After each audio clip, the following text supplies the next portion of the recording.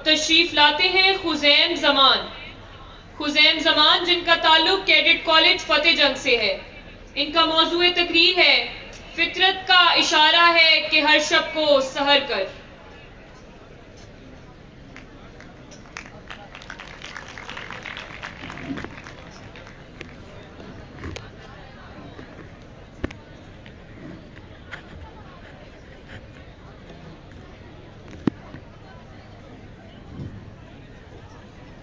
صدر محترم، گریہ آدم سے تو شاید کم لوگ آگاہ ہوں، مگر حسین کربلا، ریگ کربلا اور خون کربلا تو ایک لافانی استعارہ ہے۔ جگر کا خون بصورت آب آنکھ سے ٹپکے یا ننھے علی اصغر کا لہو ریگ کربلا کو تازگی عطا کرے، مقصد دونوں کا ایک ہے۔ فطرت کا اشارہ ہے کہ ہر شب کو سحر کر۔ صدر علی وقار، کربلا کو شاید ایک پرانی داستان سمجھا جائے، مگر آج کی تمام مثالیں اسی جرت کا پرتو ہیں۔ نیلسن منڈیلا نے زندگی کا آدھا حصہ جیل کی شدید مشقت میں گزارا۔ اسے پیشکش ہوئی کہ اگر وہ اپنے مقصد سے دستبردار ہو جائے تو اسے رہا کر دیا جائے گا، لیکن 22 سالہ قید تنہائی اور شدید جسمانی و ذہنی اذیت اس کے عزم کو متزلزل نہ کر سکی، یہاں تک کہ اس نے قوم کو غلامی کے اندھیروں سے نجات دلائی۔ آزادی کا سویرا طلوع ہوا اور اسے آزاد ملک کا پہلا صدر منتخب کر لیا گیا۔ اس نے یہی کہا کہ جب وہ اس کڑے امتحان میں نا امید ہونے لگا تو حضرت امام حسین رضی اللہ تعالیٰ عنہ کی فکر اور ان کے کردار نے اسے سہارا دیا۔ میرے جلوہ کا نتیجہ ضرور نکلے گا، اسی سیاہ سمندر سے نور نکلے گا، اسی سیاہ سمندر سے نور نکلے گا۔ صدر علی وقار، خطہ عرب 1500 برس قبل دار کفر تھا۔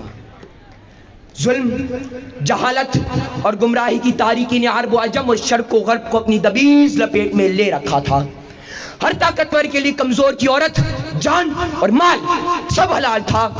یورپ میں کروڑوں افراد بھوک، سردی اور بیماری سے مر جاتے تھے، لیکن خوشحال لوگ اپنے حال میں مست رہتے تھے۔ انسانیت مر چکی تھی۔ ان حالات میں حضرت محمد مصطفیٰ صلی اللہ علیہ وآلہ وسلم جہانوں کے لیے رحمت بن کر تشریف لائے، اور نہ تو وہ عرش سے کثیر اسلحہ، زر و جواہر، شان و شوکت اور تخت لے کر اترے، اور نہ ہی کوئی فوج ظفر موج۔ مخلوقات میں سب سے بہترین ہونے کے باوجود آپ نے زندگی کے مشکل ترین مراحل ایک عام انسان کی حیثیت سے گزارے۔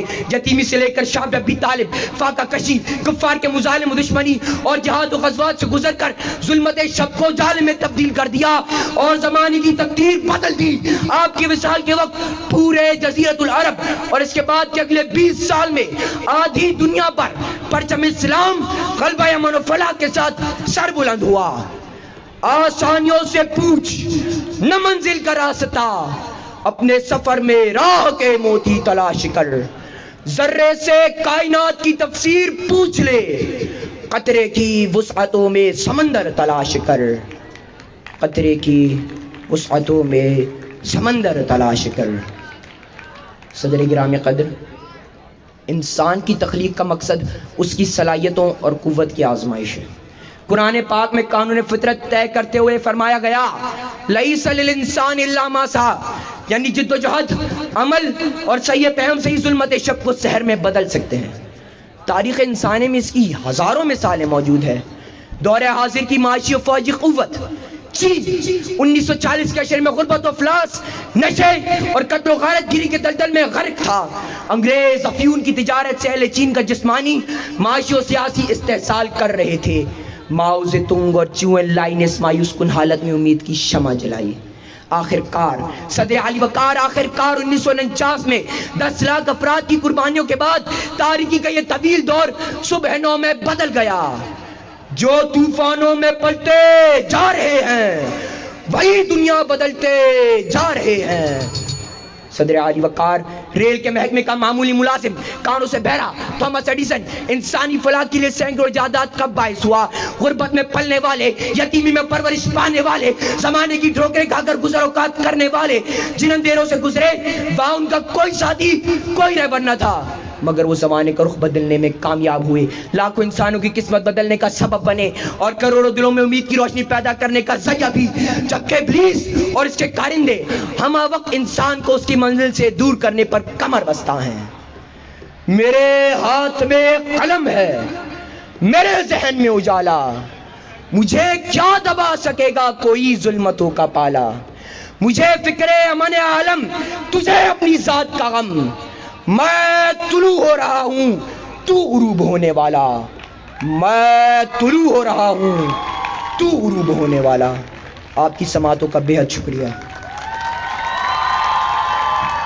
مجھے فکر امن عالم، تجھے اپنی ذات کا غم، میں طلوع ہو رہا ہوں تو غروب ہونے والا۔ یہ تھے خزیم زمان